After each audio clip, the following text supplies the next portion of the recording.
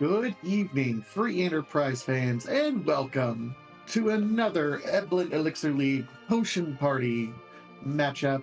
We have Mechalink versus kryal in this Potion Party matchup. My name's Vitasia. I'm joined on the mic, Deathlike. How we doing, Death?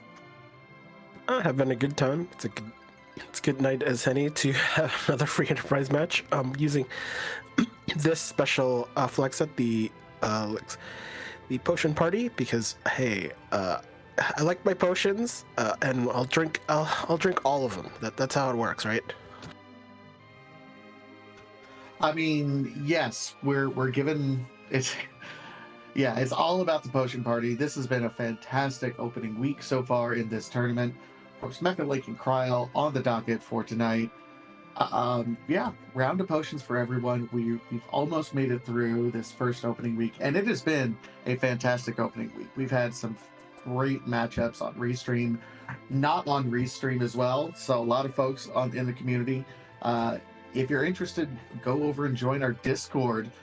There's also links to watch all the other matchups that aren't broadcast. So feel free to join us over there to get all the full tournament action. But tonight, Mechalink versus kryal, young start, and it looks like we have at least one other moon objective there.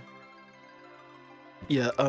So I think when you get your objectives once you roll a seed, you kind of have to figure two of them are designated for the underground in the form of both King Queen Eblan, King Queen of the Fame Arch, and then the moon objectives, one of them being cave value, and the other being the bottom of the LST where Ogopogo spot lies, and those are trips. So based on the three roll objectives that are randomized, and they're also tough objectives. So runners will probably try to optimize for which objectives go their way, and I think this is really kind of one of each. Super Cannon being underground, so you need underground access. Vanilla Ribbon Room, right, pretty close to the Ogo spot. So right now it's both even, and just based on what key items they get, we'll decide where they actually plan on going. Yeah, and with those three moon objectives, that means moon is going to be required. Whether or not we happen to stumble across objectives 5 and 6, forge the sword, and then do the super cannon room, that'd be interesting. It would certainly save us a long walk down to the basement. Either way, we are off and out of the gate, and this is not a bad starting party. Young and Kane and a Pan, because why not? A good pin. I mean, this means that makes signal. Hey, let's consider fading for Bull, because why not? But worst case scenario is if the magma key, which is forced, is in this flex, it's maybe there. Although this also doesn't mean that the hook disappears. No, the hook can actually lead to the magma key, which is a kind of a current artifact of how it's designed. So normally when we have force hook, there's no magma key. Just pretend it's not within reach. But when the hook is forced, when the magma key is forced on, that means that you got to get magma key to get underground. You might as wait as long as fighting the Rubicant spot after obtaining the hook. That is a worst case scenario that runners will have to anticipate if the magma key doesn't show up as early. Yeah, so now in the early game, one of the key differences between the Potion Party and previous tournaments that we've been in, this is a pure money seed. Everything in every treasure chest is just going to be money. It is T-Wild, so the amount of money in the treasure chest varies wildly. But every run really starts, you have the first, at least 5 minutes are spent gathering as much gold as you can, and then checking the shops to see what's available for purchase. There's quite a bit of pretty good gear. We see Poison Claws available over on Mechalink's side here in Mycidia, which is a nice little stat boosting item for Young. He doesn't get a whole lot of those, so that's between that and the Cat Claw. Poison Claws are very good.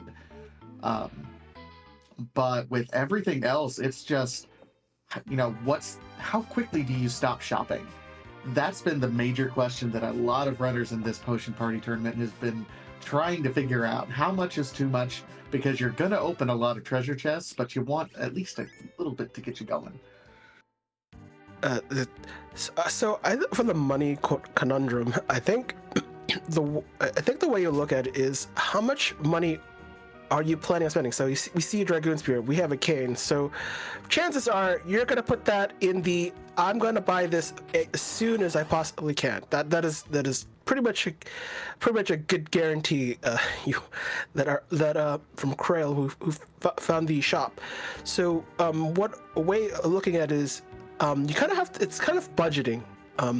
You're gonna, I mean, we have K-Trap on in this flag set, and what that means is, our key items are going to be also included in trap chests, and that in itself may, we'll be seeing a lot of Castle Eblan trap chests. We'll be seeing a Flame Dog in Zot. We'll be seeing plenty of monsters that that are pretty common on those trap chests. In K-Trap isn't something that is enabled in many of the leagues, but we'll be seeing a lot of those. But anyways, we'll be seeing any spots where there are kind of dense in treasure chests and in high value, like Castle Eblan is high valued. So anything, even though everything is money, but those items are higher tiered, and thus will have more value in money in them. So I think you kind of aim for something like 250,000 for a crystal sword, and then some. That's probably where you want to start, at least in the beginning. Well, we did get some interesting information over on Kryal's side. There is a Rydia sleeping in the bed in Kaipo. Now, remember, this is limited 7 characters total in this seed, so just knowing that there's one Rydia available means there's likely a duplicate. And I tell you, getting an early Rydia and getting her to being able to, because all of the summons are available in those item shops, getting a very early Rydia sub 10 minutes who's able to cast Leviathan or Bahamut, or maybe even free Sylph when she's not in the center spot, that's a game changer for the early part of the game. Quake Kid is also very good. Just black magic in general is fantastic in this money seed because, hey, it doesn't take a whole lot to get the black magicians going, just a couple of levels at this point. Yeah, I do think even though the Sand Ruby spot to get the character is nice, but sometimes it's kind of like the package. So you might, it sounds good, but if you don't stumble onto it, might not even happen. And there's a pretty good chance Bahamut will show up because shops are wild. So practically anything you can buy. There's only a few exceptions. Cursed rings are turned off. You can't. We have Sea Hero on, so we can't curse our hero to make him a dedicated anchor. So with Yang as the hero of the seed, that's okay. You wanted to punch things. Right now you're hoping to have Kane do some of the work. So there's a lot of you can have kind of think about figure out what you want to buy. Just make sure you know what you want to buy. You will have to shop, but and eventually once you've reached a kind of a apex, like a peak of shopping, getting cat claws, and a dragoon spear, and maybe some power shirts and Zeus gauntlets, if they even show up, that just call it a day and start finishing the seed.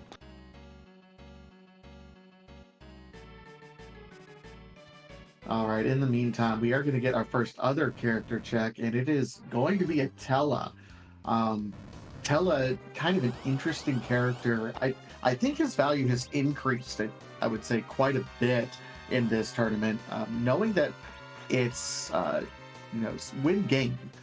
So we don't have to defeat Zeromus, which means we don't have to worry about a final party, which means Tella as that support mage, once he gets onto and completes Mount Ordeals, Blink, Berserk, spot healing, can cast weaks if we need to, exits, floats. Um, he is just a fantastic character in these flag sets, and he doesn't need any gear to keep him useful, which is the most important part, I think. Yeah, I think Tella in this flag set is pretty good. I may disagree a little bit towards the end game. We don't. I mean, yes, we don't need a Z fight. That fortunately, I just think sometimes if for some reason you can find a character to play some kind of late game, like an edge or something, he might. It depends on what the characters are, and right now this team does need a mage, so it's So any support can hit, but the D-Lunars are having a field day with Mechalink, and that's unfortunate wipe. Yeah, sometimes there are some bosses in fights where you can't quite take them on, especially at this early stage, where they are just devastating. So you can't just it might be a thought to maybe back down, try to get a few levels, or at least be able to acquire the Dragoon Spear, and that would easily take care of these D-Lunars. But there's still other ways of approaching this, like kind of waiting some of the damage out and taking advantage of the breath, which is kind of late in the sequence when you don't punch him with the fight command, as that triggers the wall phase, and Virus is a very strong spell definitely at this point. Here's the ironic part. We've seen both Dragoon Lances and White Lances, which would have made this significantly easier, I would say, on both of our runners. That's kind of the risk reward you take. You're like, hey, any good piece of gear that I don't buy when I first see it, there's a little bit of a risk having to double dip that spot to come back to it as well. But looks like we're down to 1 on both of them. But Mecha is through. Fantastic.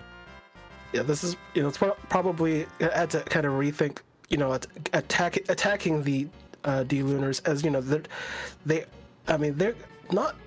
they're not too devastating usually, but then there are situations like the earlier wipe, they can overwhelm you when you're not when you don't have everything set up. So it's kind of and that the D-Lunars, they have. I mean, there are ways of tackling them. So and when the choice they went with some Cure 2 potions do quite a bit of work. We did see one of the benefits of that Tella. When you go up Mount Mount Hobbs on this side, you really don't expect to clear out the other side. It's a little bit out of the way with a little bit of walking. But picking up that Tella means, hey, we can spend an extra 30 seconds to loot out some pretty dense chests that typically are pretty high on that tier list normally for the T Wildish. But I think this is T Wild, but either way, they were rewarded with quite a bit of gold for not a lot of work there. That exit coming in handy right away. Tella's the penultimate utility mage. I mean, you start with exit. No other, not even like food on a good day when randomized. We'll not be seeing in this flex at the moment. That exit lets you do a lot more looting that you normally would. It just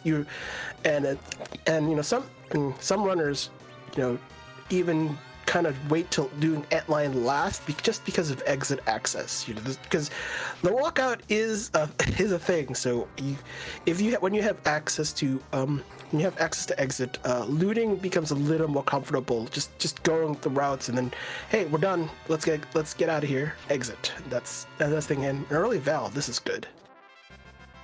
Well, and I think one of the things that actually triggered this antlion check, it's a 2-part combo. Both, we have Tella and we can cast exit, so we can do a little bit more looting. But also, that early pan, you mentioned it earlier. Early pan, some people means that they might try to fade Fabul so they can just triple dip it all at once, which is really kind of devastating because, where we're at, like in terms of levels, like that's a great place to start, get your next 3 or 4 levels. It's kind of the next stepping stone. So yeah, it looks like Mechalink is saying, yeah, we got to do this now. It'll be interesting to see if Kryal tries to fade it a little bit longer. I mean, it is. I mean, some people are Team Fade Antline, some people are Team Fade Fabul. Not as many are Fade Baron in. That's something I think most people sometimes just forget. But fading Mount Horde deals is definitely not a thing, especially with Tella. You want him online. Sometimes there are some gatekeepers like Val, but Val's been dispatched. So there's a few other mean bosses at usually the back attack spot, which can be devastating. But Mechalink finding out there's an evil wall, deciding to crush our characters.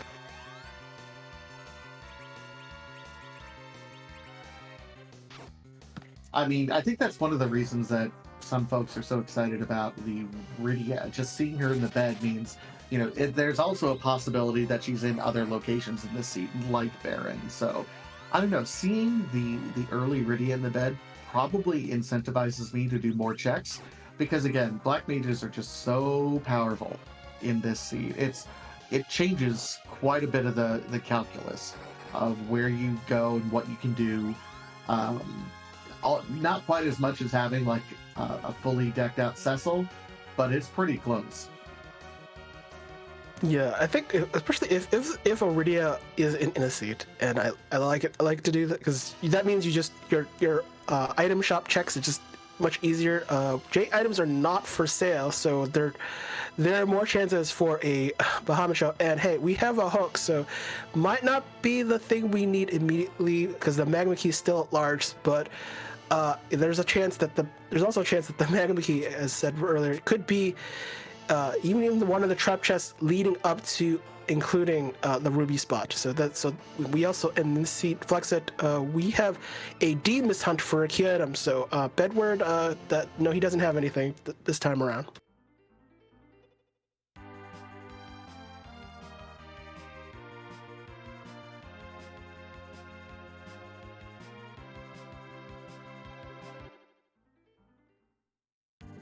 All right, so that hook, it turns out to be important. So we do have to make a second trip back. Hook is interesting in that there might be a rat tail in our way that we have to pick up, but certainly that also unlocks two other trapped treasure chests that could technically have our way underground. I've absolutely seen magma keys in Babel, actually, in the Mad Ogre chest. So by logic, we are supposed to be able to get into the underground anywhere, before we launch the Falcon. Those two chests are included. They're very rare in it, but I kind of like just immediately going in and diving in. Not only is it a character check, it's some good shots, and we have a lot of money right now. Plus, we still have those hourglasses that we can dive in and get some a couple of trap chests in here as well.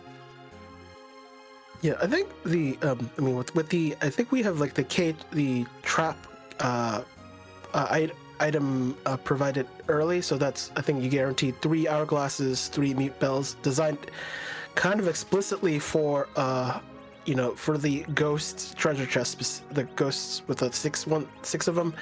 There's like three sets of them in an area where there's 7 trap chests, so that so you're pretty much prepared for anything in the Sylph Cave. Of course, you can use it earlier. Obviously want to save as many of those items, but if you kind of desperately need that influx of, the influx of loot from Castle Eblan or anything beyond that, you have the tools immediately right with you, and so kryal is going that route. Mechalink is not going that, but just, hey, I need the character, and it's a Cid. I mean, that's not fun, but yeah. I mean, we have a very meat shieldy sort of party. We're gonna have both Cid and Young. That's a whole lot of HP. And unfortunately, not a lot of damage. So Kane is so far going to be doing the majority of the damage, at least until Yang gets some levels. But most of these seeds, you don't end up getting a whole lot of levels. Yeah, early levels does matter typically. I think I'm kind of surprised that I like didn't go for the Baron in check just to get the extra character. I think it was it a Paladin? So but it I think going after the dolls, which are not the biggest threats actually, although with this party you might require a little finagling, although we did Tella to kind of come through in that fight as oh wait no bosses are the bosses have that flag. Can't remember what it is, but they have the boss bit. We know the dolls, the back dolls have the boss bit typically, but with bosses being unsafe, I think it's unsafe.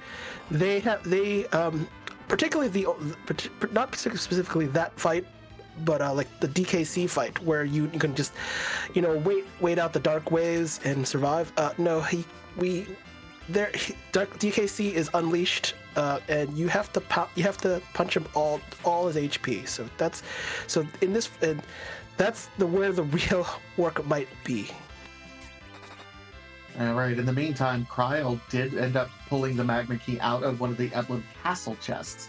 So we don't know what this other trap chest is going to end up being. We also saw Kryal pull out an Excal apparently earlier. So if there is a Cecil. Now, talking about the party, this being a very melee heavy party, we don't have a whole lot of magic damage available to us. This does pull us away from doing sylph traps a little bit later as well. It's not, they're not fun to do anyway, but usually you need some sort of sweeper to get you through there. And with all physical attackers, not really set up to do that right at the moment. I think there's a point in Berserkers where you reach a level where you can just kind of one-shot a ghost. The ghosts have a little more than 1,000 HP, and you just have to sometimes you just have to hold A to win. that's the Berserker thing with that. When you don't have when your source of Berserk is only Tella, you might have to go that way. Especially we cannot buy a supply of Bacchus one. We can only steal it or get it from we pay for treasure. You just have to steal it. So and we haven't found an edge has not appeared yet. So you're literally your chance of winning is just overgrinding a little bit and just hold pay to win. Especially in I think I just saw a key item. I just forgot. Was it adamant? The adamant rock? No. Kryal just pulled the darkness crystal. Oh, fuck. Of all things. So. Yeah, we're in go, not quite in go mode. We're at 5 of 6 mode. We now have access to the underground to at least take a look at the king and queen, and we also have access to the moon. So really, this is the part where you're at 20 minutes in and you have access to 5 of 6, where your hands start sweating a little bit. I think this is the moment where you really do want to just look at the character at the lunar dice. One of the flags be see no dupes. I think was it no dupes? Yeah, no duplicates on. So if you see another Tella, you can't have another Tella. That's just how the seed. That's how the flags are set. So you probably worth checking that and then even just peeking who's at Kvel. Also a good time to just look at the hairdryer's chest on the moon.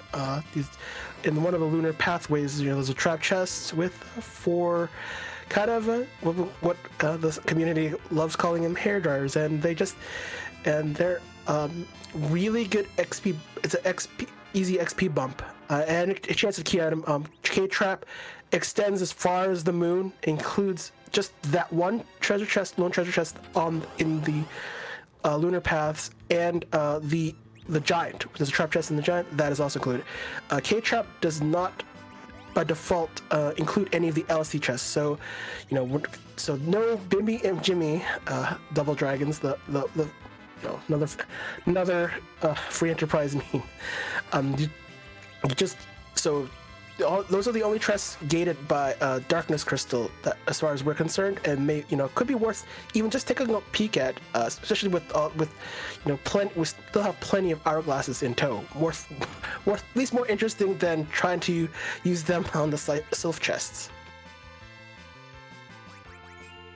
Well, yeah, I mean, with the hourglasses that we have, those are typically, hair dryers or these chests that Mechalink is working on right now.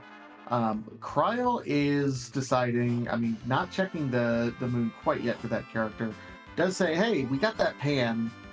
That's going to be, at least one nice item because the summon doesn't give us anything.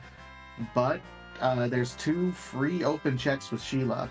We're not in go mode yet, so I kind of appreciate what Kryal's doing, saying, hey, I'm going to keep checking my freebies until I'm in go mode. There's no pressure to really push for these bosses that really were under-leveled for anyway. Yeah, and this Mechalink barely survives that encounter. Kane literally has 6 more HP than he actually needs, so that's all that matters.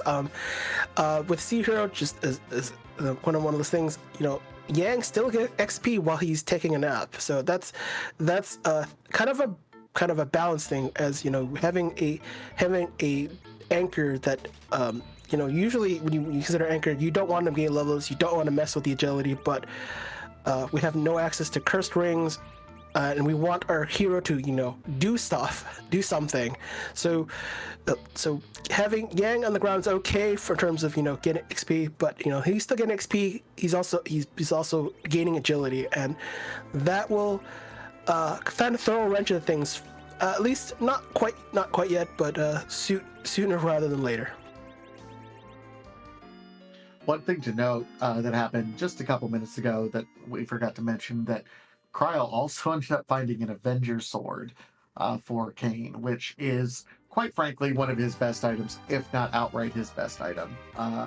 Kane Avenger is just absolutely amazing in this particular flag set.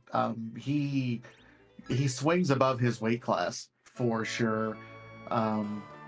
So right at the moment, that Keen Avenger for Kryal, we'll see if that ends up making much of a difference right now, doing all these other checks. And then, checking the freebies, we might be in go mode very quickly.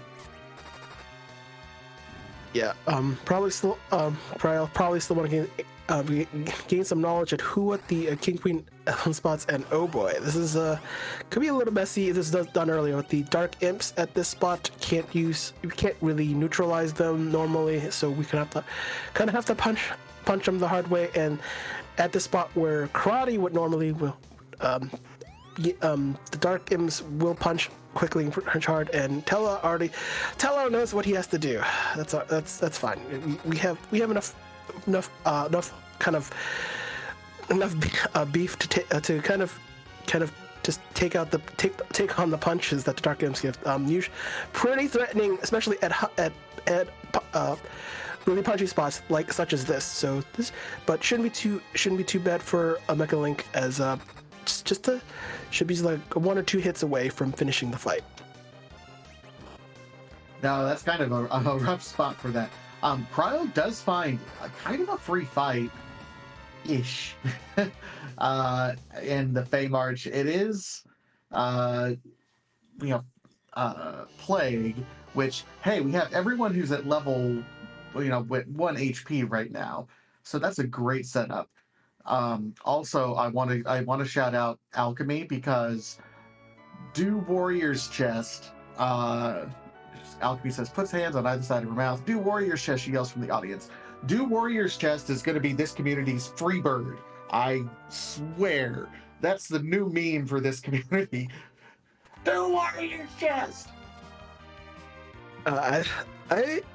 The Warrior's Chest is an interesting chest, because it's really the kind of the one-off chest, trap chest in the Fey March area, the dungeon part. It's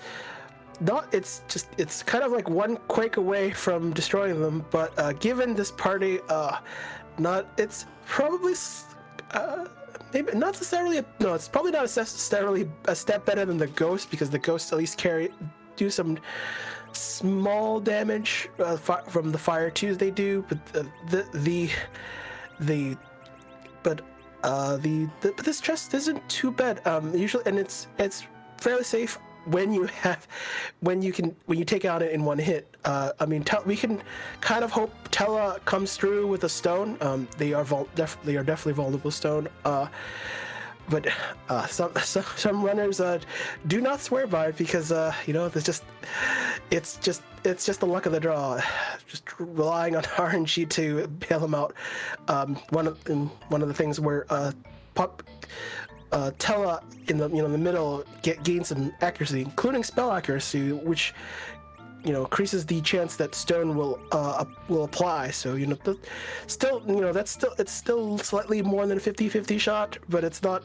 It's a spell that at least it's better than Odin, at least on paper.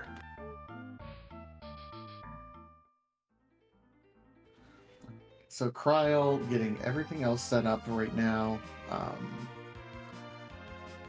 At this point, the still only with 3 party members on Kryal's side. So we've seen a few other party members. We see,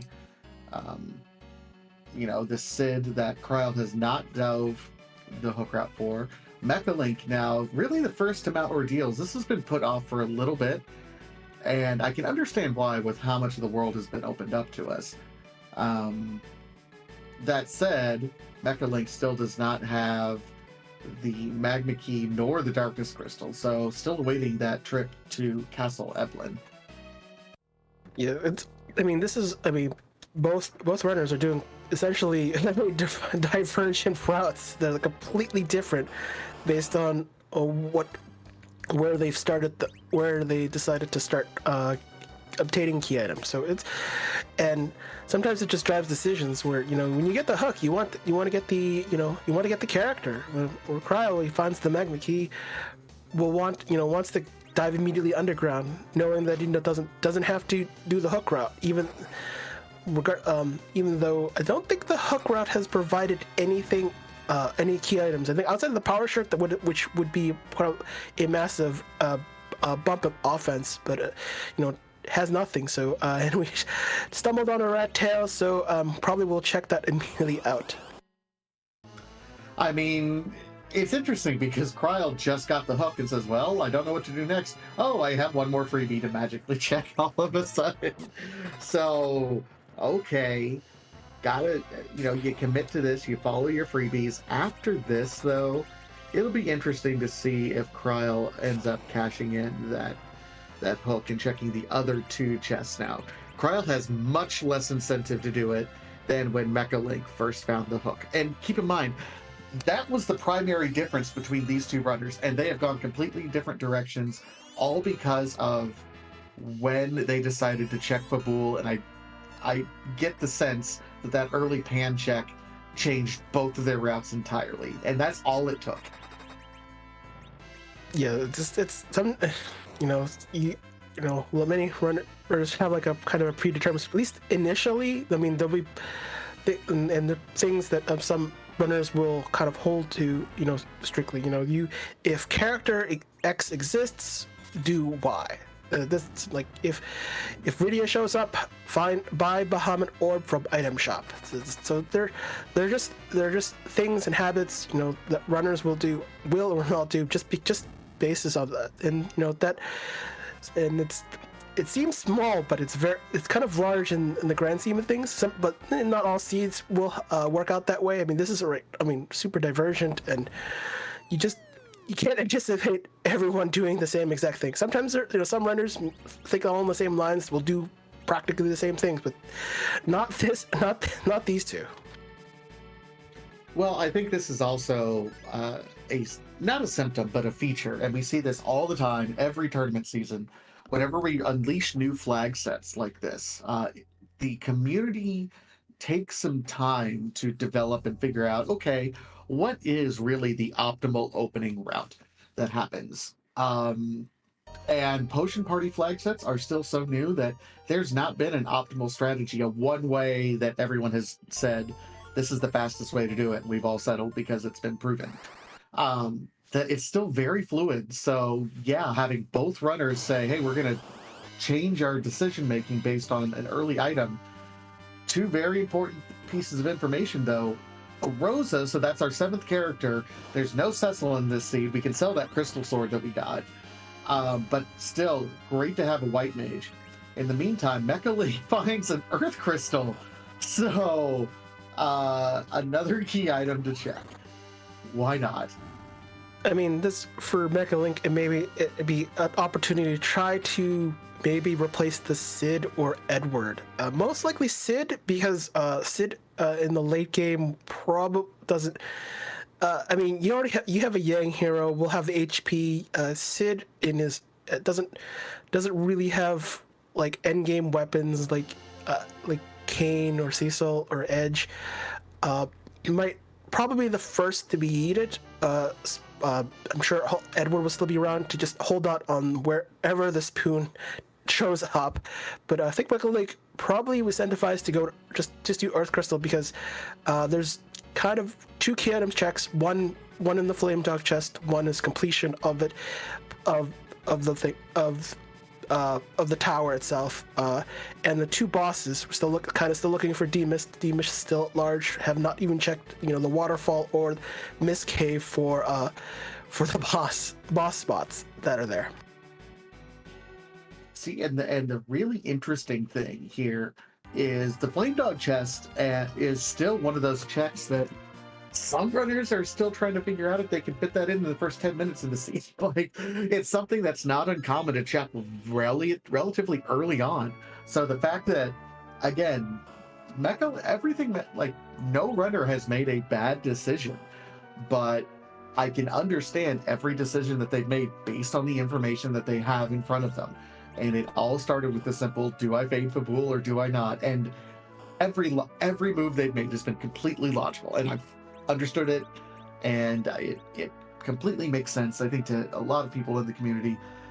It's just, okay. It really blows my mind how much, one change of a decision can drastically change which direction you're going. Yeah. And this is kryal is struggling with the hairdryer's fight. I don't think maybe used up all the hourglasses early because you don't want this fight to kind of speed up on you too quickly. The hairdryers do punch fairly hard for their spot, and I think this is just trying to really get Rosa up. Hey, it's a crystal. Let's fight Z. Wait.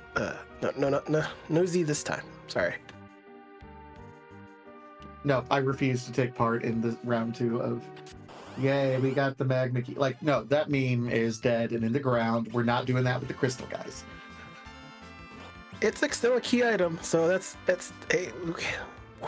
one step closer to double XP when acquiring 10 key items. So it still has actual value, but no other value than just to look pretty in the inventory, and you can't get rid of it. So, yeah, there's that. Say the line, but which line? No, yeah, Z. Emphasis on the question mark. No, there will be no WrestleMania introductions for Who's Butt tonight. That is not my job here. Check back in 4 weeks or so. We'll say something different. Right now it's Z. Who are you? Who is Z? What is Z? I don't know what Z is. So Mechalink is kind of doing what kryal will eventually bump into the magma key soon enough. Just probably hoping to, knowing that the seed kind of guarantees magma, although not sure where it is. We'll stumble onto it, so soon enough Mechalink will be knowing, hey, I don't have to fight the dolls, though not the real threats, but don't want to do it. Although also just noting that I did not check the King Queen Eblan spot, which could hold a D-Mist, so that's always a fun thing, but we don't at this point there shouldn't be anything that D-Mist is gating that might be to an objective. It still could, the tower key, which is one of the objectives we have today. So I'm gonna throw this out here then, chat, and this is us workshopping a meme in real time. So the previous meme of whose butt are we going to kick tonight for the Z, which is the last thing we got to do to finish the seed, right? Here's my proposal. When we find the crystal, we'll have a little mini contest, and whoever wins will shout out. We're gonna ask whose butt we're gonna kick tonight. Who is the last boss that we are going to fight to win the seed? And I want guesses in chat. I want this. This should be interactive. So we found the crystal. Whose butt are we gonna kick tonight? It's a legitimate question now. Get your guesses in chat. I'm voting for DKC at wherever where DKC roams, because that is it's all DKC is always the fun last gasp, go for broke last boss to fight to end the seed. That is, I think I've played one myself, because I this is the last thing that's the last boss you actually want to fight anyways. So DKC, that's my pick.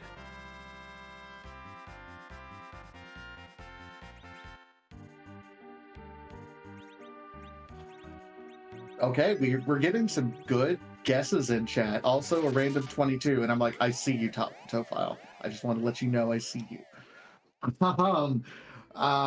Everything else. So Kryal now is doing, getting his tele powered up at this point in time, but so far, yeah, starting to get a little bit of overlap now. But that Avenger Kane is doing a lot of work pretty early. Yeah, when you like automated fights with a Zerker, Avenger pretty much tees it up. You get 10 plus 10 to strength and agility and vitality. The strength and agility are the most important. This allows Kane to overshoot Yang in terms of agility. So Kane strikes first, does work.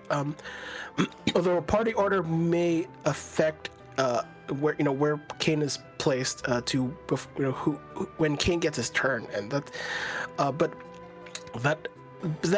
itself gets you at least generally like maybe 2 attack multipliers, and Zerk is always is just powerful with the 50% kind of attack power boost, so which effectively generally means 50% more damage. And the only time that Avenger doesn't work is when the Master of Laughs shows up, for the most part. And in the meantime, Mechalink just opened the Troya Treasury on his way to Troya. That was a pretty hefty. I was trying to keep track of anything that's 5 digits long, because that's, at that point, that's all that matters, really. There was a lot of money there. Like, I think that was a couple of crystal swords worth of money that we just got out of that particular treasury. I mean, it's a treasury. It just has all the money. That's a good place, especially if you start with an earth crystal. Worth definitely going for. And Kryal turned in that red tail for a legend sword. I think we're only 2 key items away from double XP, so this is kind of good for Kryal in terms of once you hit that point, a lot of the boss fights that have beefy XP pools, that ends up being usually being the ribbon room and the CP, just doing the whole giant, completing the giant that has a truckload of XP. Think about almost like 500,000, which is pretty much all you really need to your characters to get there. That's great. That's if you really want to do your grind on the giant, and that is not the first place to go. No, I mean, here's the rough part that we're in, because we have Octomom at the king spot, which is quite punchy, and he hits quite hard. We know we have access to at least 2 blink casters, so we might be able to get through it with some Zerkers. Meanwhile, Kryal now is doing the checks that we've already seen Mechalink do earlier. We know these are going to zonk, but Mechalink is showing us the first new information we have. Jester Crystal Sword was rewarded from kind of following all the Sheila checks in that pan all the way through. So half of an objective. It may turn out to be something. But if Mechalink ends up finding, say, the tower key or the package, this will all be for naught, and Kryal's going to be in a little bit of a catch-up mode. And we see Blarg. Blarg did its impression of a sword rat. The needle is kind of the similar attack as the antlion's attack. The difference is really just the visuals, but they follow the same formula. So Mechalink was not threatened. It just kind of poked all of his characters, and not a problem. Although I don't think Mechalink has went to where's the Dragoon Spear being sold, because probably hasn't bought it yet. Probably definitely has the money now, and we do find something the blue robe. So it could be Alt Gauntlet, could be Water Hag at Dwarf 2. So that'll be fun. But finally found his Rosa. It's a nice pickup. We do see, we remember Kryal had at least purchased some equipment for Rosa, so it's available. But there's a black mage. We have Rydia. Is Mechalink stumbled onto the Bahamut? That is because that easily deter.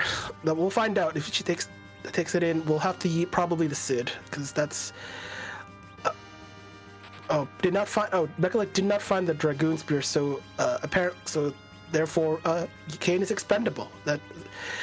Sometimes even shops determine quite a bit of whether you keep a character. Did the Crystal Sword show up, or an Excal? If not, probably not useful. But so Kryal won't have the same. Probably won't making the same decision. But if going up Zot, but Kryal just looking for the treasure, going for the trap treasure chests, and we'll find not the key item he was looking for. I tell you what, the decision to go without Kane, as opposed to, well, you can't get rid of the Young because that's your hero, but as opposed to like the Cid, knowing that Kryal is leaning into that Cid with the Avenger sword, again, just different decisions for different points in time. This is amazing. I don't know, I'm speechless at this point in time, how logical both runs are, just based on what they found, but how different they are. I'm gonna repeat myself all of the night. I'm still in awe. Yeah, it's the times when you do things and when you don't things, and decisions to do and don't do things, that's what differentiates the runners, really.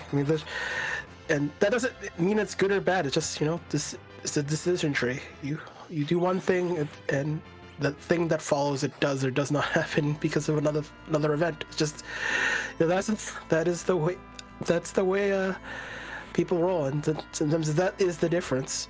But although it may not even, and all in all, could just end up that they just end up being in the same place. But that DKC not that interesting for Mechalink. That was and this is that didn't work out as hey, you have to actually beat up DKC. But so clearly my dream end boss didn't come true. I'm sorry. No, that's fine. But yeah, so we do have there's no free bosses at this point. None of the free kill boss scripts hit. So we do have to do enough damage for Sissel. This doesn't have a whole lot of HP. If you're at decent levels, you should be able to do it. But I wonder if that is going to change his mind on getting rid of the Cane, because he has to do some damage right away. Oh, it opts not to even take the Rydia. So Yeah, that's an interesting decision. So I'm not sure the Mechalink found the Bahamut. I think Kryal did, and actually bought Bahamut outright, like just kind of like waiting for the Rydia to show up. This is interesting. Knowing that Kane has been the prime provider of the damage, it makes sense to keep Kane in the math. I mean, you always have to get Rosa because you do not want Tella to do all the healing. You actually want her to stick around. But I think maybe the additional bulk. I mean, both Sid and Yang have about the same HP, so they're kind of slotted to do the same thing, but they're just tanky enough to survive the boss. Although I think kind of trying to get Rosa alive might be a lost cause for just this fight. Just wait for there's plenty of trap chests to get XP from, so kind of that's the decision Mechalink is making, which is an interesting one. I think certainly definitely interesting decision just on the second go around.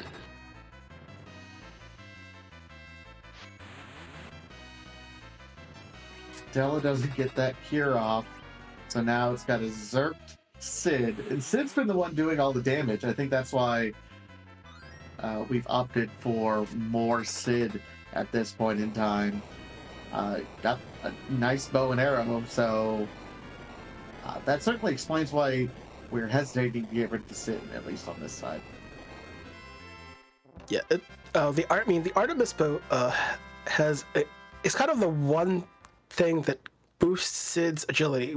Normally we think of Sid as the anchor. We want him to be anchor because he's slow. He's slow. He gains agility really slowly. And the Artemis bow changes kind of the dynamic. You think of it more like the Avenger for Kane.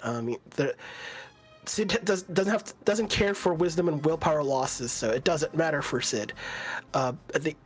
But I just missed the key item. What was the item?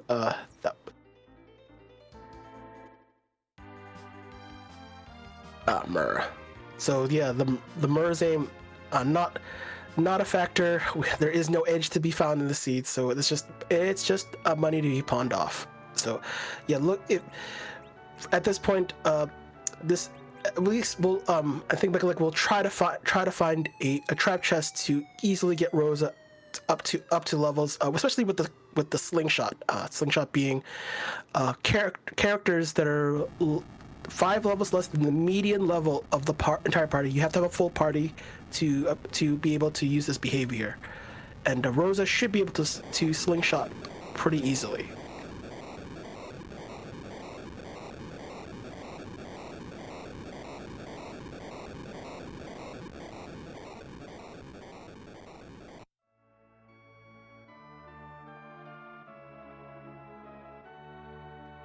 All right, so we've spent the past 50 minutes in completely separate directions, but if we're getting very close to the point where both Mechalink and Kryal will have effectively gone over each other's footsteps. So the only things that we have not done in terms of key item checks, we haven't done Top Tower now, we haven't done Dwarf Castle, we haven't done any of the Tower trap chests or any of the Sylph trap chests. But other than that, we're getting very close to both runners having done just about everything else together. Yeah, I mean, it shouldn't be too long. Once they start doing like more of the underground checks, like dwarf, or I think, especially in this flag set, the Tower of Babel from the underground is kind of the place where all the key items located. You have 5 key item. You have 6 key item chests if you have the tower key.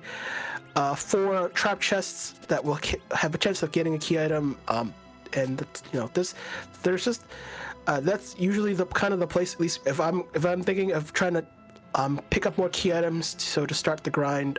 I mean that's the place to be. Mechalink has opted for doing Pan because getting the magma key late, kind of delayed doing any of the underground fun that Kryal has already done.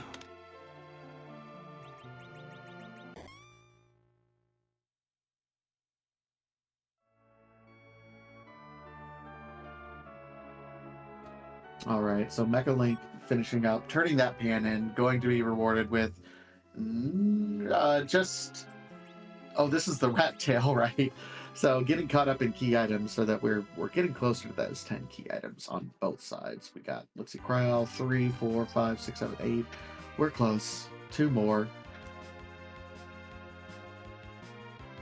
So this is interesting to recurl. Although I think it's just as simple as the spoon hasn't shown up, so Edward can go. That's unfortunately that Rydia he'll find really quickly that can't revive Rydia for this fight, so she'll be lost for the fight, but that's okay. There's plenty more treasure chests.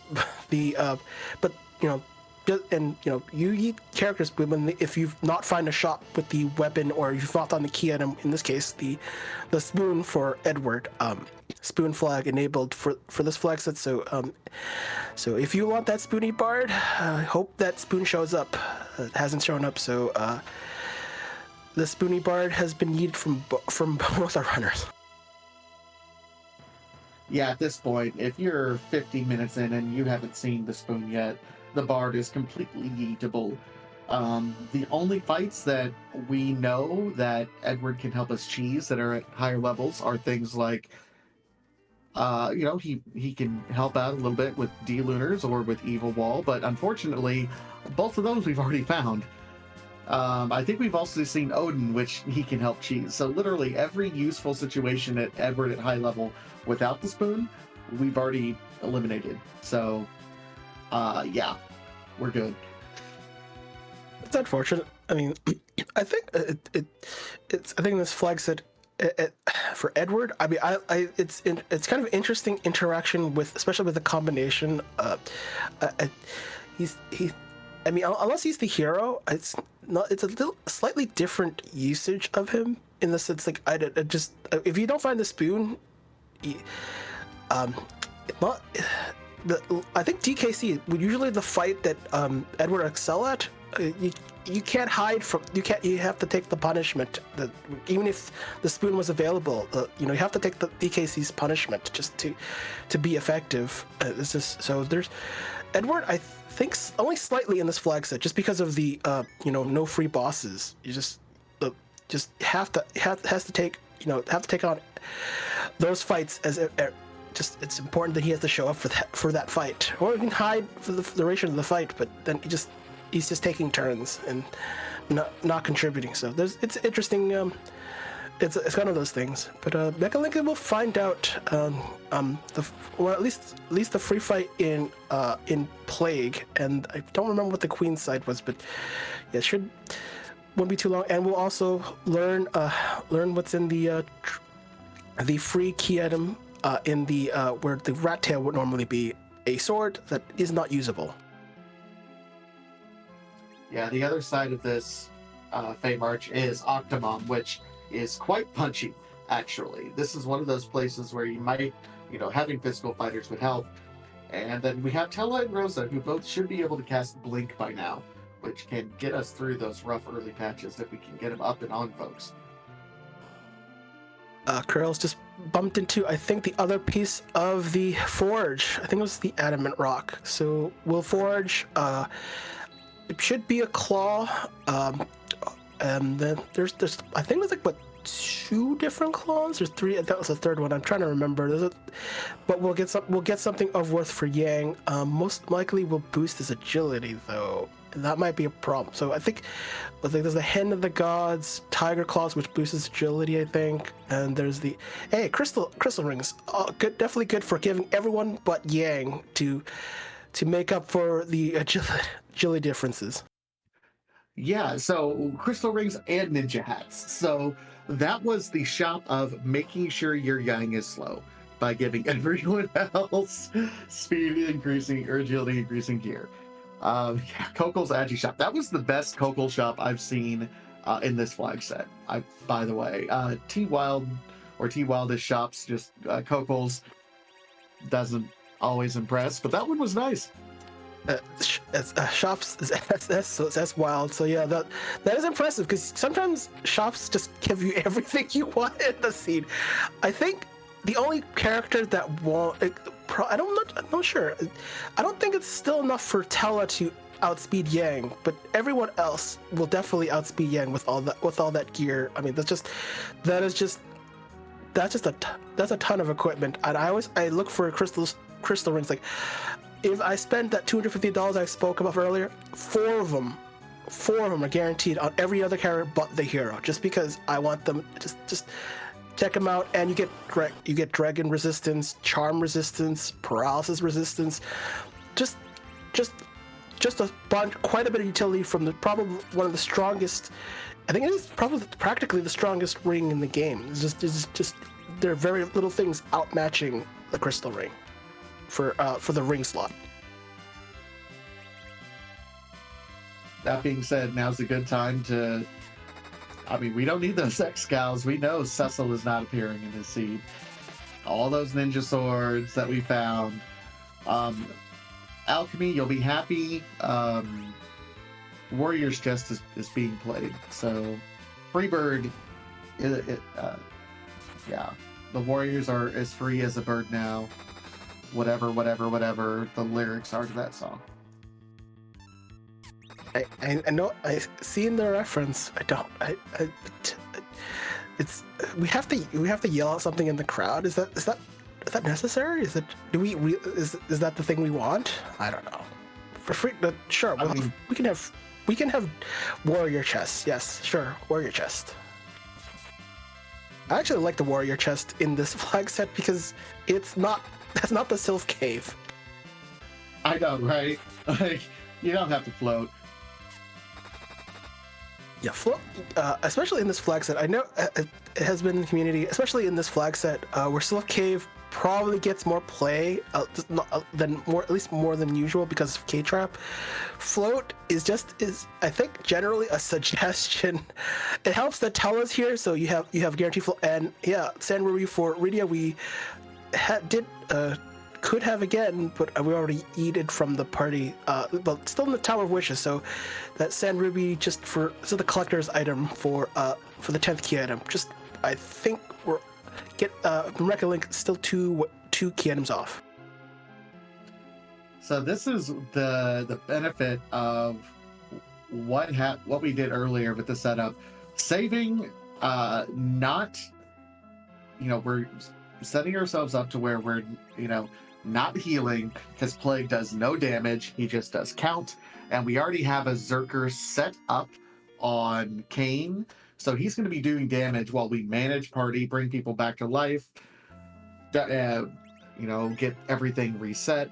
This is going to be just a really, really quick, well, not quick, but a technical Plague fight that is definitely, this is one of the best spots to do Plague because of the stress that you can do in running people's health down. I think one of the tricks for Plague, so Plague's in the queen spot, would actually benefited Kane had he started with the Dragoon Spear and then switched the Avenger, swapping it in the inventory. That will create exposing that bug will allow Kane to and keep the benefits of the Dragoon Spear while being under effectively perma berserk for the duration of the battle, unless he dies or something. So, but that's a quick fight. There is, Plague, can be the bane of some runners because, and especially with certain heroes, like particularly Edge, the timer for count can go pretty quickly, so you want having a slow anchor does a lot, and so it's the plague is Plague is for me, it's like he likes to do the reverse count. He likes to count down. What's wrong with that? We looked like we were kind of doing a weird sort of hybrid strat there too, where we had two Zerkers going. I think we were about to Zerk up Rosa, and that's another thing for any sort of Plague spot. Tip for the community, if you do not know this, if you get 3 people Zerked up, they will clog the queue so much that no one will actually die from count. So zerk up 3 characters, you're good to go. It's a feature. Take advantage of it. Best 3 zerkers. Don't there's not. It really doesn't matter which 3, but you probably want your strongest zerkers to do the work. Bow and arrow being one of the best effective things. Spears are also just effective as they're effective against monsters that are immune to kind of weak against arrows. Visually flying bosses do have float, although they have to be weak to arrows specifically, as there are other monsters like CPU and Tricker, which they do lie about actually floating.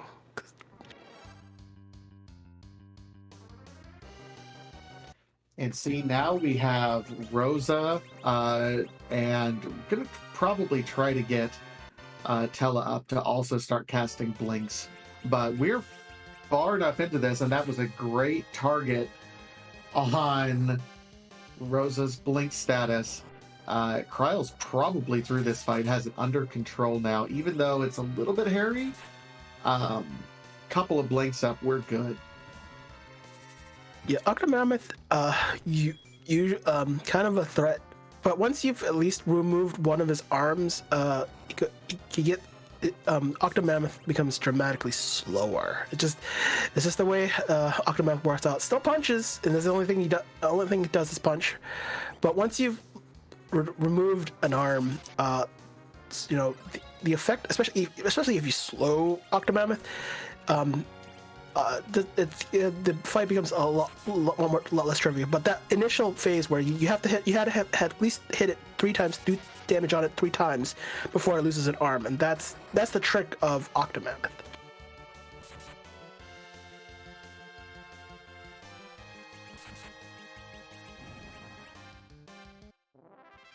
But Kryal is through, so that is 2 bosses down.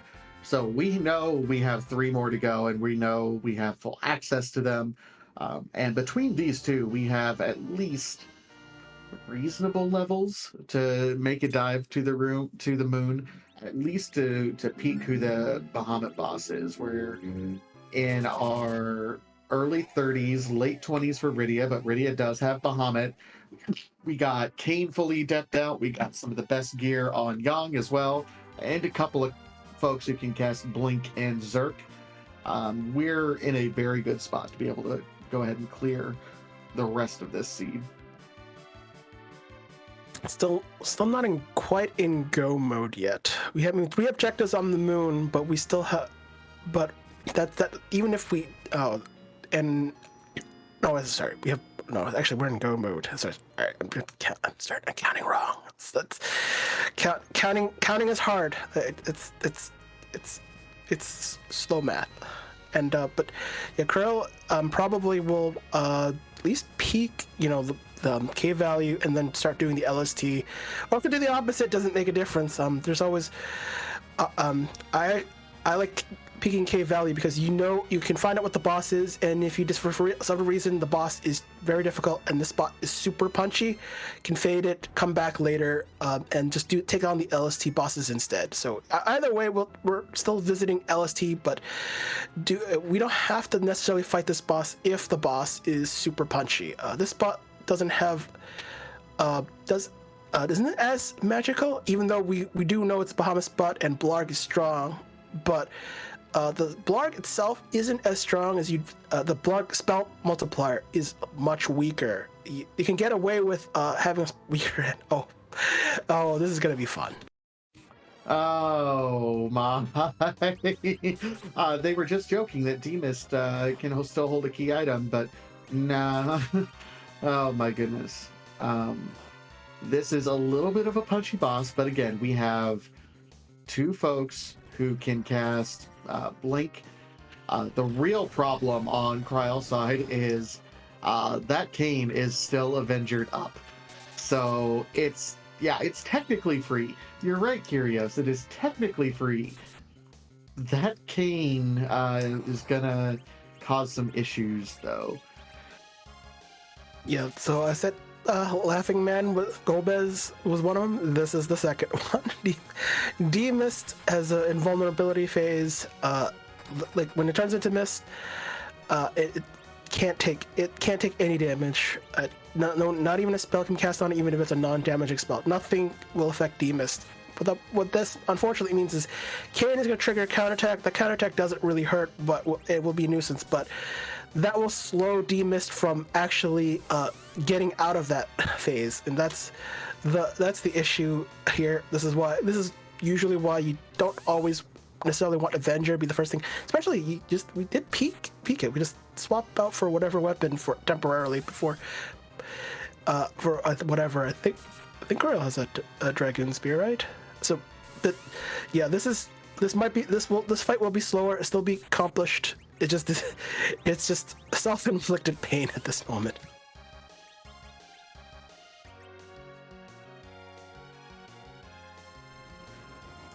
Yeah, the worst part about all that is with all of those cold breaths, you really couldn't take an opportunity to try to get your Rydia up to cast another Bahamut.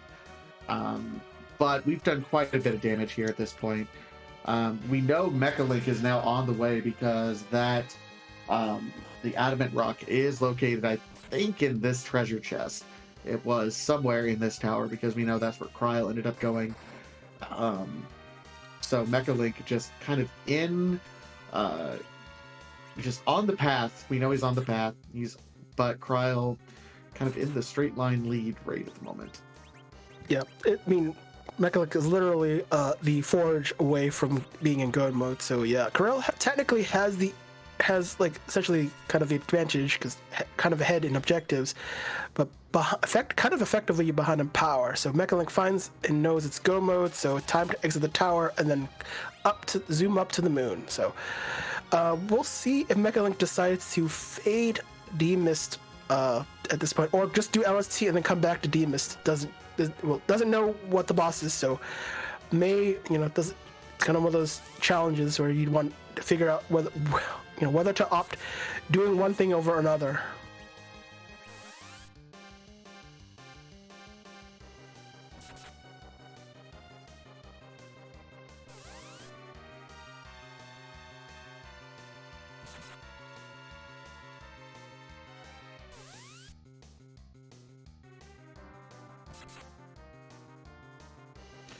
All right, so Kryal will eventually get through here. Mechalink, it'll be interesting because Mechalink has not had an Avenger Sword the whole time. So this is the one fight that it's going to slow things down quite a bit. I wonder how much time it's going to allow Mechalink to catch up. That being said, our final boss is still on the table. So it's probably, based on routing right now, it's likely going to be the Masamune spot. So our guess of whose butt are we going to kick tonight, who is the final boss, is coming a little bit later. Hey, did you want second Avenger? Well, this will help Mechalink, but not really help Mechalink later, because no Avenger, but didn't have Avenger for that long either. So that's this seed. Kryal's going on LST. We'll find out quickly what those bosses are. Just straight dive. No stopping for nothing. Mechalink kind of. It will be interesting if Mechalink does the same thing Kryal does, in terms of just to take out D-Mist immediately at K value. Kryal is doing some inventory management. Probably trying to maybe try to reorganize. That God Hand I think does boost agility, which is affecting agility. Man, this is one of those things where Yang's choices, kind of options for claws, I think 2 out of 3 boost his agility, which unfortunately for Yang is a bad thing. Dragon Claw is the only one I think is a strength and a willpower boost, which is the optimal super smith weapon in this flag set. So I think that's a smart decision for Kryal. Try to not to speed up the Yang, so agility disfavors him. You want your anchor to be slow, and all LST bosses are fast.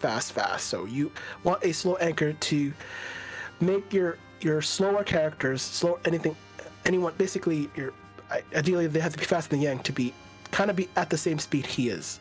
And I think the only character, again, not be in that spot would be Tella, but that's fine. It's Tella.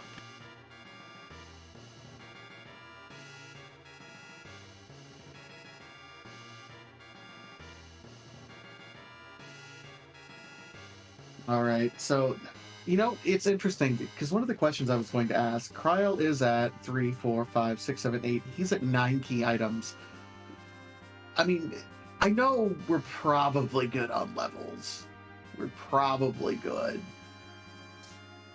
Would you have gone and taken a detour to go turn in the extra key item from Demist, just in case it was that 10th key item, just to make the last fight that much easier if we can get through it? I think we've kind of reached the point where you have kind of mostly the levels you're going to get, although still kind of suboptimal. I mean, we're kind of about around 30, and that's kind of usually want to be at a slightly higher level, at least have Cure 4 available. This is going to be punch only. Just let it go. I would probably not consider it. You're kind of, this is like the end. We're at the end. What is a key? What is the key item? Oh, double XP. Oh, we're already there. It's kind of at this point we're skipping out. Like if there were, I guess if the bosses, like say at the Fey March, were something that couldn't be taken on, then I would strongly consider that. But we've done most of the work. We've kind of most of 80% of the way there, 80-90% of the way. That's like why do that? We've taken all the bosses that we could face that were required, and there's just no reason to look, no reason to try to obtain the 10th key item. Well, Ribbon, we know Ribbon Room won't have package because no moon key items. But yeah, I guess the math that I'm trying to do in my head is that this fight is worth. What is it's either 100 to 200,000 or 200 to 400,000. So I don't know how much experience, but I know like at these levels, doubling the experience at this spot is worth 3 to 5 levels a character. So 100,000, so 200,000 with the bonus. Okay, so yeah, it's worth 3 to 4 levels. When you're in your mid 30s at this point in time. The difference between those two. Is that difference enough to make up the time for a minute and a half to stop? Maybe. I don't know. I think it really depends on what the last boss bot, and I think we haven't seen that other blue robe. We haven't even figured out what the blue robe is in Dwarf. So I think the math. So the worst thing that could actually appear at Ogo is the fabled alt gauntlet. That would be what this team might kind of be devastated just based on levels. So that might be the thing, but we're not going to find key items here because I think it's just K main, K summon, and K trap. So pretty much LSTs, and the moon is essentially effectively for the most part haunted in terms of key items outside of like the Bahamut spot and the trap chest, and that's about it. That's all the key items that are going to be guaranteed, possibly show up on the moon. That's about it. So yeah, there is the package. If we checked Dwarf, we could have done it though, because that would have provided the opportunity getting to the 10 key items that that most runners would love to have. So we'll see what is there. That being said, Kryal also picked out an amazing item in that treasure chest, being a moon veil. It's a pale dim, which is kind of a free fight. Realistically, if you wanted to guarantee this win, start the fight without Kane on the Avenger, cast moon veil, swap over to the Avenger, guaranteed win. So, whose butt are we going to kick tonight? The answer is Pale Dim. I don't think anyone actually guessed Pale Dim. If you did, let me know. Oh, all you're gonna get is the soothing sounds of doot doot doot doot doot. That's so the sound that tells the story. That's it's and the least threatening of fights. I mean, this is practically free. Pale Dim will still punch, but slow is not a real threat. So trying to speed this up as quickly as possible, and knowing that hey, you could use Bahamut, that will trigger a counterattack. Although probably could have used Telecast Float and then start with full Blarg, and that would have made it free. But hey, that's okay. This fight is relatively safe.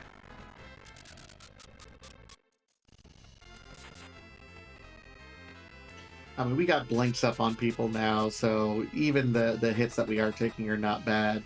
Rydia, important to note, don't cast a summon on Pale Dim. You're gonna have a bad time.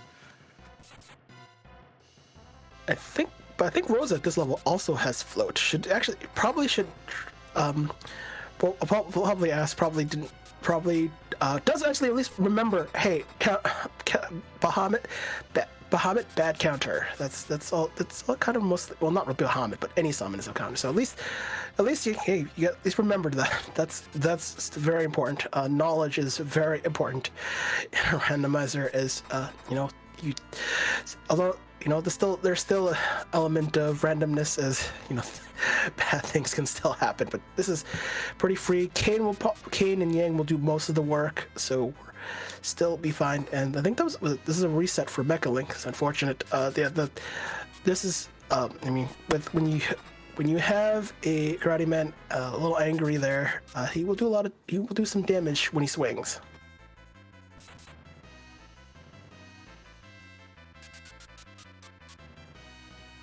So Mechalink reset out of this karate fight once, or had to get out, starting over.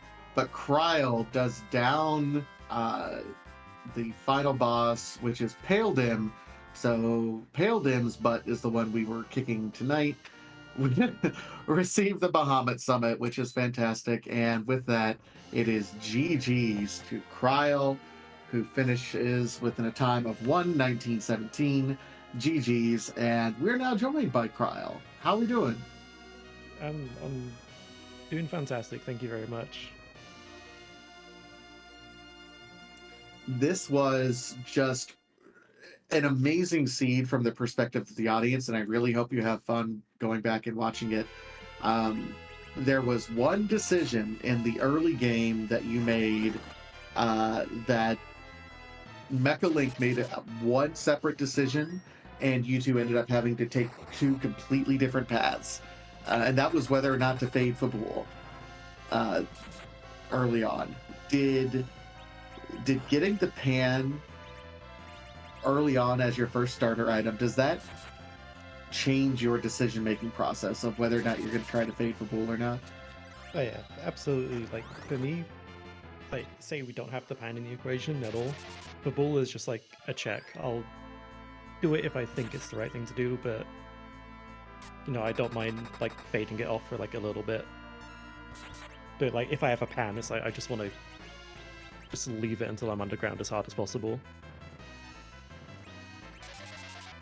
Starting off with the pan, it's like I just like really hope that it's not there, but it's like I think it'd be a really big advantage if I check the shop there like sooner than I normally would do. So it could be something very cool in there. There was a Bahamut which ended up not doing too much for me, but like it was still an advantage I got to like know about beforehand, especially when I saw Rydia in the bed early, so I could reckon I could get a Sand Ruby. I mean, you didn't find the Sand Ruby, but you still picked up the Rydia and saw it, so that worked out. So I think even though you did find the hook that early from at Fabul, but you still did Eblan because you knew this is Force Magma Seed, so the Magma Key had to be somewhere, and it just happened that you were the first one to get underground because you literally dug into Eblan Castle. It's like guess you wanted needed experience for your characters before even thinking of doing the hook route, right? Yeah, I was like, can't kill Mad Ogres and definitely can't kill stale men. So I was like, okay, I've got Kane, he can have a knife, and I can just see what I get there, get some XP. And like, they're not the best characters to like stick XP on, like compare them to like a Rosa or a Palin, which like scale tremendously off of early XP, but like it's good enough. Like Yang needs something, like he's gonna get all the XP anyway. So I'll just get levels and like see what I get off that. And it ended up paying out massively for me. Usually I get punished for like making decisions based off the difficulty of content, but today I got lucky on that front and got what I wanted.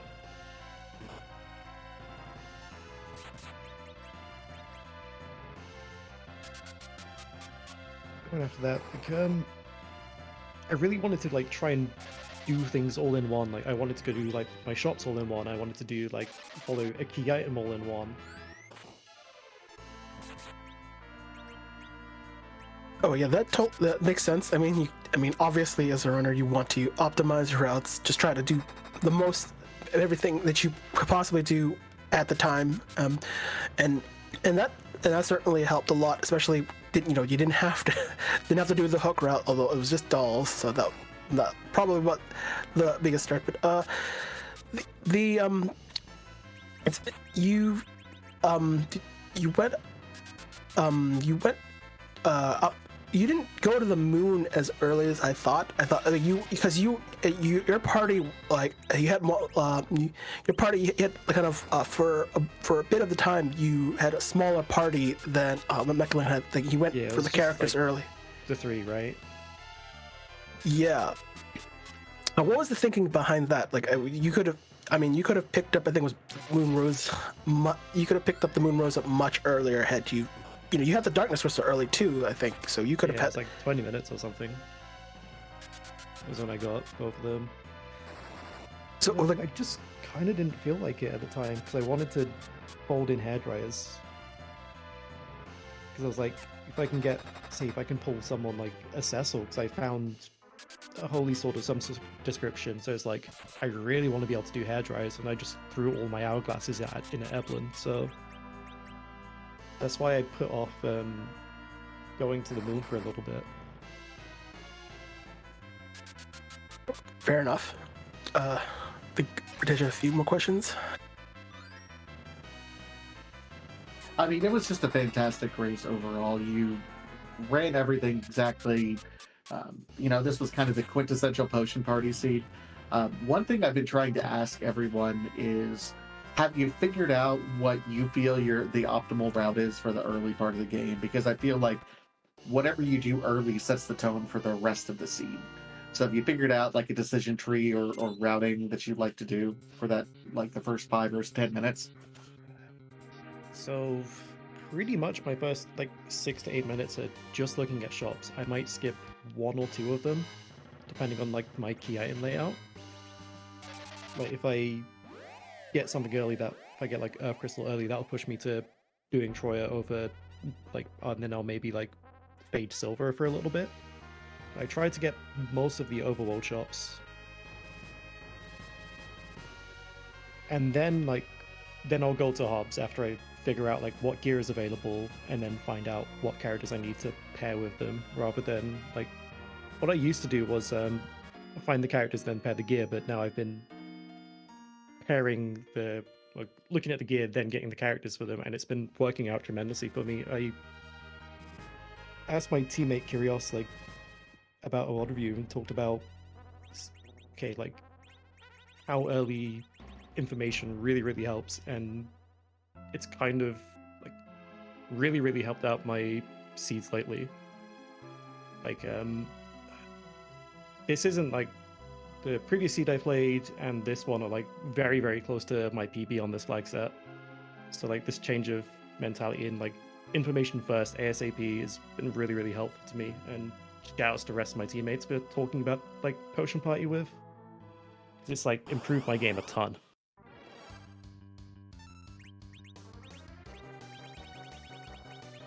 Right. Knowledge is power. This is once you know you know what character you're gonna get, I'm gonna go immediately buy the thing you need. That's isn't that something? You know, that totally agree.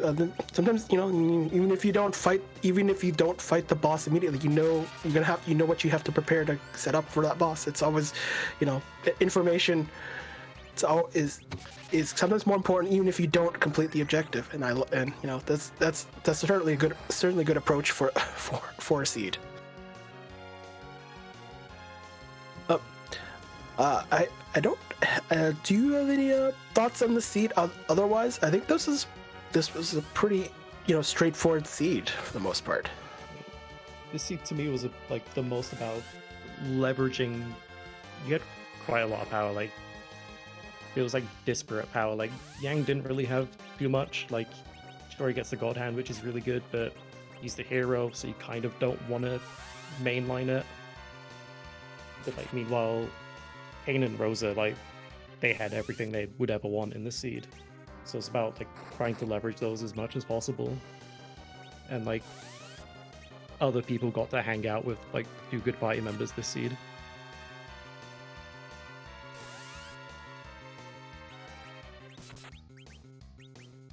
And just, I guess I have only a final question for myself. How was that cockle shop?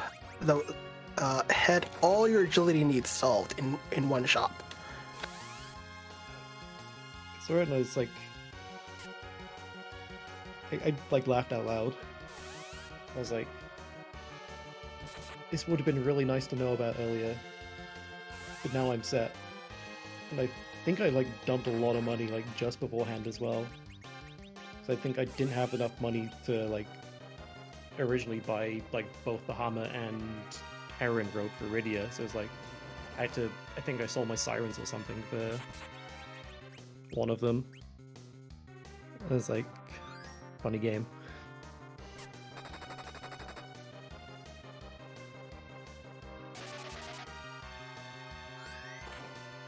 Awesome. Well, if you don't have any other comments, GG's to you on your victory here tonight, and best of luck the rest of the tournament. Thank you very much. GG's again to you, Crow. That was an exciting race.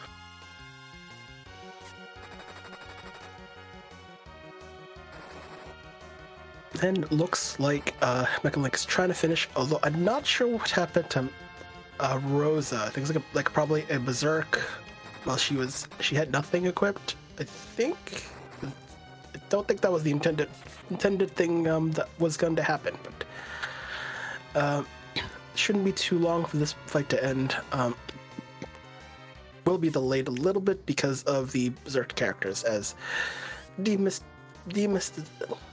doesn't like you try to punch thin air. No, and that Rosa thing was a mistake. Thought that still had some arrows equipped on Rosa. Unfortunately, does not. Not quite sure how that happened, but the glitch that happens that if she has a single arrow and you berserk her up, she'll not run out of arrows unless she for some odd reason stops berserking. So if she took a death earlier and then was revived, I think that empties the inventory, and that might be what happened to Mechalink. I was not paying attention, I apologize, but either way, we got 3 Zerkers right at the moment, which is sub-ideal for Demus. This is like reverse plague. You're clogging the queue, but in such a way that Demus gets more free damage on you and slows it down even more so. So, one of those times where an Avenger can be detrimental to your party, and else in Berserk, you try to do other things like jump or make punch harder, but not use Berserk. It's just one of those. It's very similar to the CPU fight in the sense that they'll fight as a slog by nature, and you just kind of have to deal damage at deal damage at a kind of a bursty pace, and whatever you can get in, you can get in. It's, Well, and you mentioned it earlier, one of the main strats with an Avenger Kane is, give him a solid stat stick, a Dragoon Lance, a White Lance, something else before the start of the fight. Then you switch the Avenger on. He'll maintain all the stats and characteristics of the previous weapon while he's swinging away. The unfortunate thing is the reverse for that happens too. Mechalink entered this fight with Kane only having an Assassin Dagger equipped. So when he switched over to the Avenger, even though the Avenger, if he just started with the fight with the Avenger, he'd be swinging for close to 2k a swing. It's swinging with Assassin Dagger stats right now, which is why Kane is swinging for such a low amount at the moment. Yeah, it's one of those things when you know about the glitch, but you don't have quite the setup. This is what could happen. Which is why when you have the Avenger, you need a solid second weapon for Kane. Just it's one of those things. The Avenger sword, plenty see that on Avenger Cecil. Just with the burr and the Avenger sword, it's kind of easier and accessible. On Kane, you still have to find a decent weapon, and there's definitely some available in shops. So it is what it is. I think the only thing that is Rosa probably won't die. I think this fight is just kind of put the control down. Hope it ends sooner rather than later. This is nothing. It's a nice party to Zerk on. It's just the wrong boss to Zerk on with.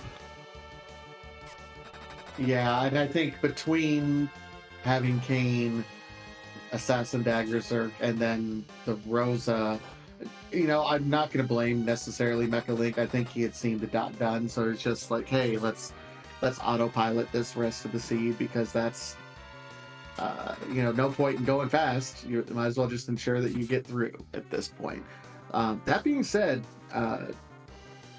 Sid doing quite a bit of damage here with every hit, was about 2,000. Yeah, this is for Mechalink, Sid was the one carrying the seed, not Kane. And for kryal, Kane was definitely doing all the work. When you have a Yang start, you have to rely on your kind of the starting partner to get you over the hump, and it just happened to be Kane. So, and Yang being kind of like second fiddle for a chunk of the scene until he gets the levels. It's okay if it's Kane. There's kind of you have a kind of certain power level for a character that you just kind of accept what he is, and that's okay.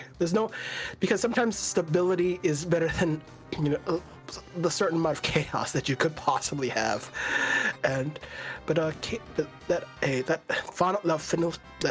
Artemis bow plus whatever arrows he had definitely finish off Demas, and that should hopefully end quickly.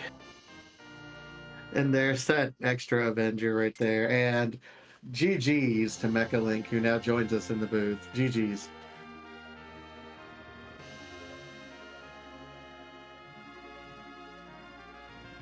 Thank you. Oh, go ahead. So how much did you and kryal talk about this seed? I know, you get a chance to talk a little bit about some of the decisions made, but so how much do you already know? Kryal and I didn't talk about the seed, but I watched the spoiler roll, and my guess is essentially that I gambled on trap chests that went deeper than kryal, and probably did Earth Crystal when kryal didn't, and kryal went to Tower before me, and that decided Tower had everything. How it ended up going, it actually was a little bit more subtle than that, and it's I think kryal made the decision, check the shops in Fabul, but then left and wanted to try to do Fabul in one shot as possible because of the pan. You did Fabul, which gave you the hook, which led you to do the hook chests, which led to the earth crystal, which kind of led you on a different Right. direction. I mean, Like but like, the yeah, the I realized that's kind of like how that all how what I described happened, right? Like in terms of like I went deeper chests and they sent me off a different direction, right? But yeah, yeah, I mean, and it was all based on a simple decision that I think is a very common one in the community, especially right now. Do you fade Fabul? yeah, And so this was kind of a prime example, I thought, of how different a seed can go based on one decision. yeah. I mean, I think it's quite reasonable to fade Fabul, but it was a very like I assumed that many people would want to fade Fabul there, and right, like we'd already missed multiple KI checks, right? So like we needed to start seeing payouts. Yeah. So I started pursuing payouts. Would you have considered doing Castle Eblan at earlier, or was that, or was the hook just kind of the kind of defined more of where you essentially effectively path through, because you just you had the hook, so you decide, hey, I want that, I want the Eblan check, and I want to kind of do the treasure, the trap chests while you're there. So we were, in general, the party was struggling. I wanted the character fairly badly. That was a huge part of it. In addition, those two chests are better on the odds than the Eblan chests because they're in two separate zones. Yeah, they're really good for key so item they- payouts. So that like it was just kind of like, okay, like I'll pursue the hook route. I really could use the character, and right, like I'll check both these chests, and right, like, and I almost didn't do Earth Crystal, but again, right, like, still the party was not humming. Like it was, I don't know if I just missed something, but like the overworld shops did not deliver unless you were an Artemis user. uh-huh. Like those shops were dicey. Like the power was like funkily concentrated, Mm-hmm. Yeah, and then like I said, like then once like we needed to find one key item, right? Like, and the darkness crystal, right? I guess two key items, right? Yeah, Or for us it three if ended it up was being fourth. the one that never Right. happens. And so like it was and then package and package and cannon and adamant were all in the tower. It's just Oh, kinda right. like everything was in tower, right? So it's just a map. Like I didn't do tower first. I did pan, right? Like I did pan first into Feymarch because I knew Feymarch was part of the solution no matter what, unless everything was in one place. And then I hit tower. First chest was adamant, and I was out. Like I was just like, okay, like I have a solution, right? Because I've had found darkness by that point, right? Like long ago. Yeah. So yeah, I mean that was essentially where I was after, right? Like taking a while. Like I feel I took some fights that with weaker parties than weaker resources than you generally have in this setting, because again, like the shops were really weird, at least to my eyes. But yeah, no, I mean, and I completely believe that like because I went deep on the hook route chests, I saw different things and that sent me off different directions. Like that's kind of how it goes, right? So that all makes sense, right? Just didn't work out for me today. So GG's to you, Crow. I got one back from us at least, Yep. for tie-break purposes. Got the revenge. Yep. Vengeance for New Moon.